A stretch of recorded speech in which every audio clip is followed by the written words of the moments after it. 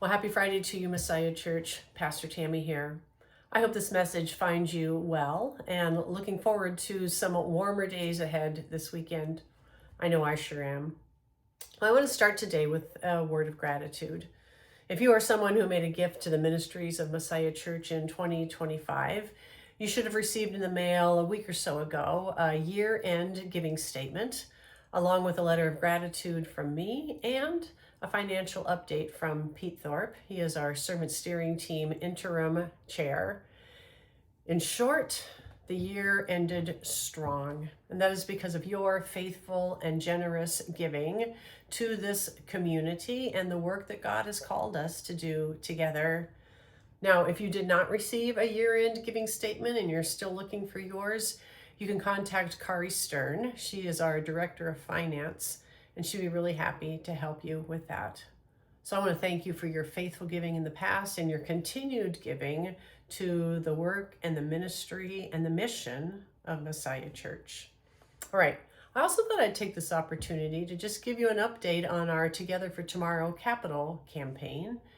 You might recall that we started talking about this campaign last spring when we actually launched it in July. And together, y'all pledged a $1.1 million gift towards the caring for our church home and the growing of our ministries. Now, to date, in just the first 6 months, we've already received $665,000, and that is an amazing sign of your generosity and trust as we look forward to tomorrow together. Now, as promised by your servant steering team, we are only spending what has been received, which means the updates happen as the funds come in. So I want to take a moment here and share with you what we've been able to accomplish together in just the first 6 months with the gifts that have already been given. First of all, our mortgage has been paid in full. That means all those funds that we were spending to pay mortgage payments and principal and interest are now being diverted towards ministry. Our Kids Street area, that's the area downstairs where our children meet, that has new ceilings, new lights, fresh paint, bright colors, new signage, and new windows. It is a bright and welcoming space for our kiddos. If you haven't had a chance to go down there and check it out, I invite you to do so sometime. The flat roof, this is the portion of the roof that's above the church offices and the bloom area right there in front of the building. That whole flat roof has been replaced and before winter came. So we're looking forward to a drip-free spring here coming up in a few weeks. And the long-awaited window replacements in Heritage Hall and then directly below in the Kids Street area. Those turned out to be way more complicated than any of us ever imagined. But that work was finally completed just a couple days ago, and they look fabulous. So next time you're in the building, I invite you to pop in and take a look at that together. Now, next up is our youth room renovation. This is the space downstairs where our youth hang out and do life together.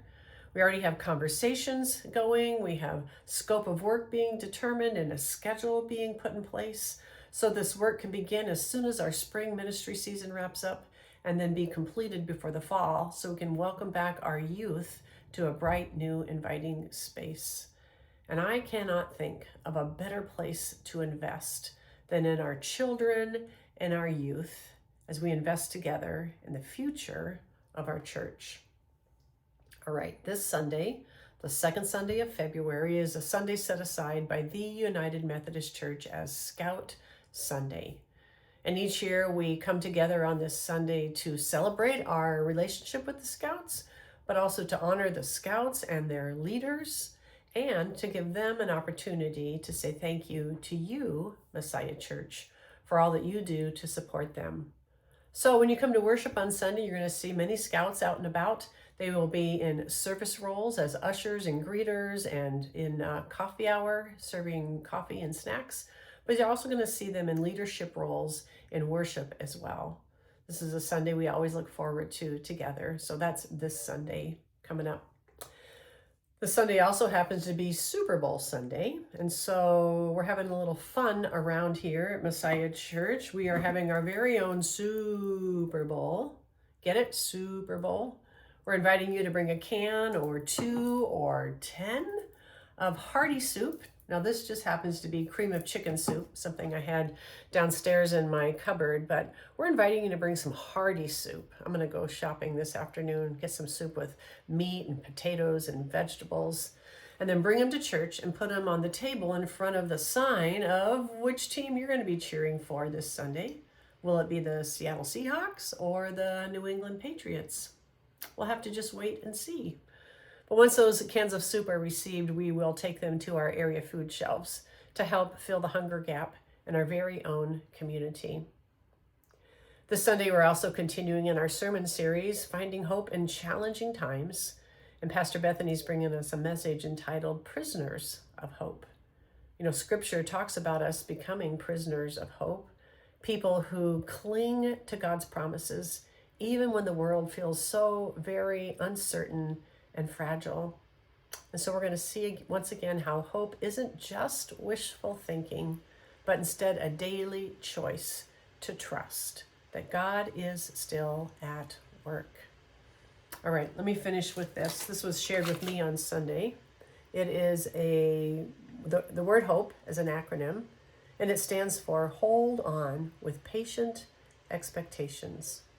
Hold on with patient expectations. I've thought about this a lot that week, trying to live into that myself, and I pray that it might be so with you. So I hope to see you on Sunday in person if you are in town and able, and if not, we'll catch you online. And until then, take care and God bless.